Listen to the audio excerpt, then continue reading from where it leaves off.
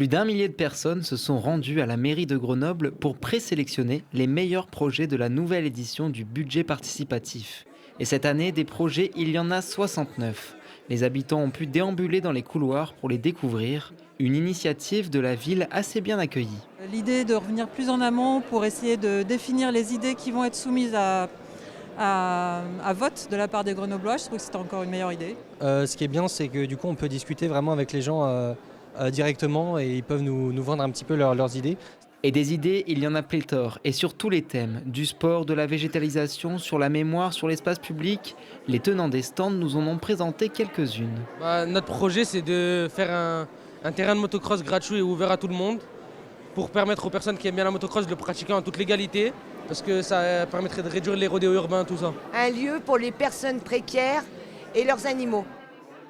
Alors mon projet, c'est des parcs sur les toits. Le but, c'est de se faire financer une petite caravane, faire du soin, en tout cas de la consultation d'urgence en psychologie.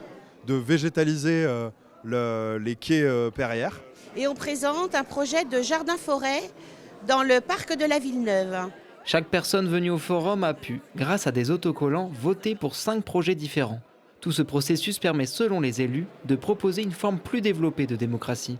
Au lieu que ce soit les élus qui décident de l'investissement qui va avoir lieu dans leur ville, ils ont une part du budget d'investissement et sur lequel ils peuvent proposer des idées et accompagner aussi après la réalisation de cette idée.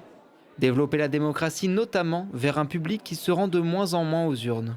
Alors, l'objectif vraiment, c'est de toucher le plus de monde possible et notamment les plus éloignés de cette pratique démocratique. Et après, sur l'inclusion du public, aujourd'hui, on a des équipes qui sont dans les quartiers en train d'informer qu'il y a cette tenue du forum.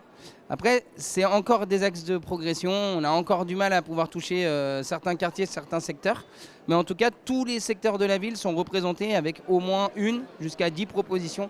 La journée terminée, ce sont 30 projets présélectionnés. Ceux qui sont techniquement, économiquement et juridiquement réalisables seront soumis à un vote cet été. Et ceux rassemblant le plus de votes pourront se partager l'enveloppe d'1 800 000 € pour mener à bien leur projet.